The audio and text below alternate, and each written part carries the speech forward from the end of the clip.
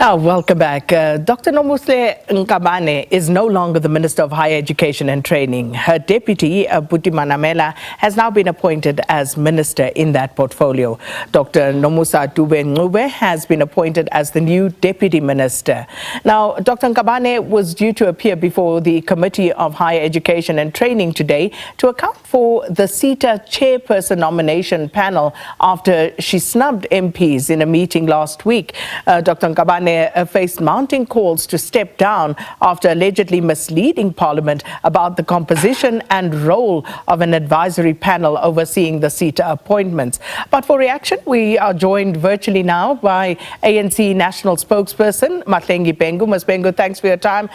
First off, the ANC's reaction to that announcement by the President last night and announcing the former Deputy Minister Buti Manamela as the new minister who will take over as Minister of Higher Education and Training. Thank you, Sakina.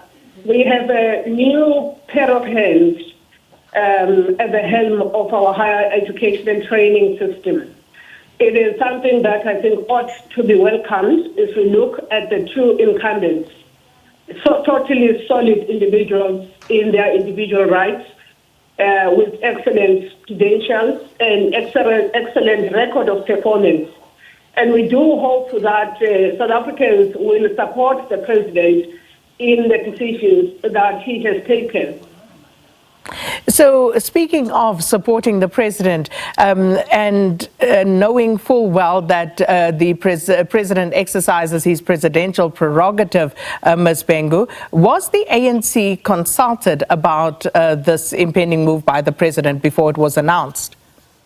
Yes, the ANC leadership was consulted in the normal course of the business of national officials. You will know that we are in the Western Cape. We've come here to visit the structures of the ANC in the province. The President would have taken his colleagues in the national officials, the top 7, into confidence. And in that regard, what was said to be the event or the particular event that triggered this particular reshuffle by the President? Well, it's a number of things. One is South Africans and even the African National Congress called for accountability in as far as the management of matters in higher education. And that is why the process, the parliamentary process led by the Portfolio Committee on Higher Education and the work of the Ethics Committee in Parliament that deals with enforcing the law on Powers, Privileges and Immunities Act. That process was underway. I don't think that process will now be abandoned as a consequence of this decision. But it was important on the part of the President to stabilize that part of service delivery, to ensure that there is also credibility in the leadership of the higher education and training sector in our country. And speaking of ethics, Ms. Bhengu, is Dr. Nkabane's firing, which is, of course, something that's followed by months of controversy over the Sector Education and Training Authority's board appointments that saw several ANC-aligned individuals appointed, but then that was later withdrawn. Does this have anything to do with that? And if so, in terms of just the party's own integrity processes, will there be repercussions?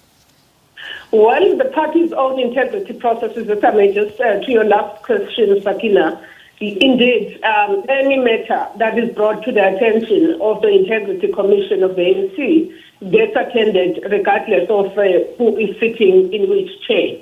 So I think it's an important point to underscore, and that's the first one. The second one is that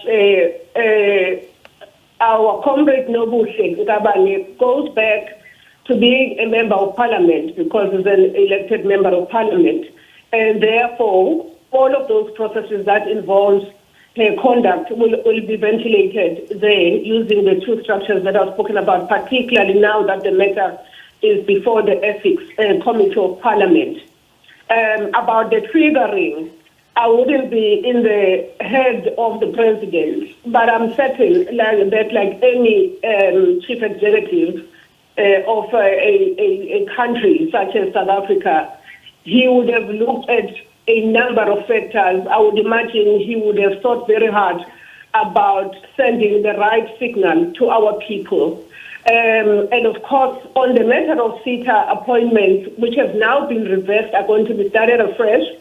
The position of the ANC was always clear that had nothing to do with any instruction, formal instruction from the ANC, and that is why the accountability clause of the oversight function of Parliament was triggered. And so I really do need to state that matter has now been closed formally, but accountability will continue through the existing mechanisms in Parliament, as well as within the ANC's Integrity Commission. And then, of course, the appointment of Buti Manamela, who was previously Deputy Minister.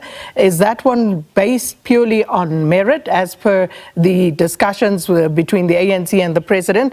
Or did this have anything to do with balancing relations with your alliance partners, given that the SACP recently, as recent as last week, in fact, contested an election, a by-election in Limpopo?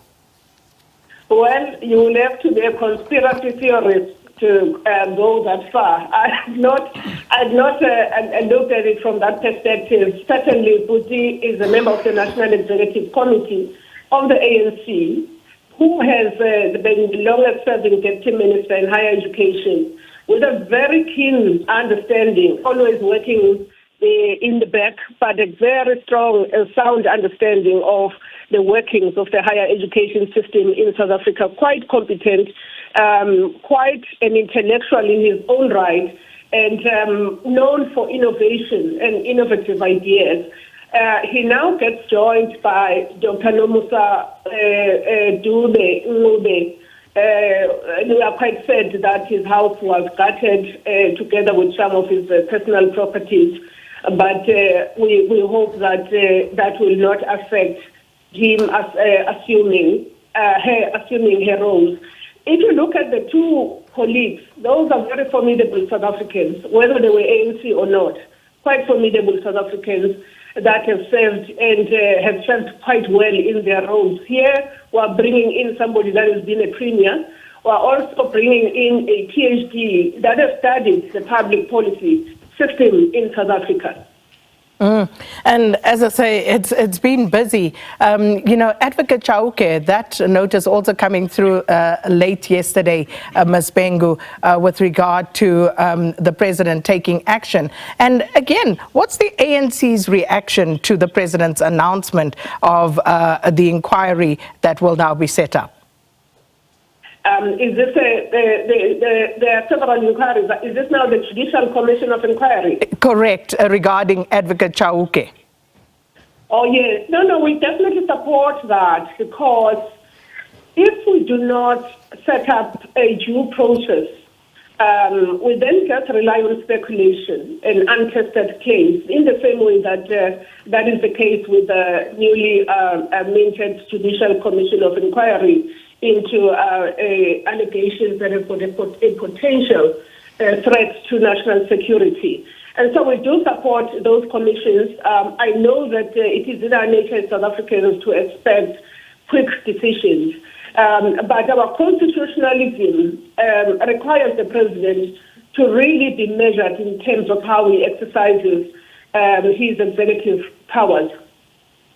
President's been very measured on this one would say, Ms. Bhengu, because I think it was 2023 when the NDPP Shamila Batoy had asked for action in this regard, and it's been a long time coming. So again, was the ANC consulted or informed about this, and why has it taken so long? I must just say, Sakina, that the ANC relies on the fact that the president has a keen understanding of the processes of the rule of law, and that we would not interfere in that work.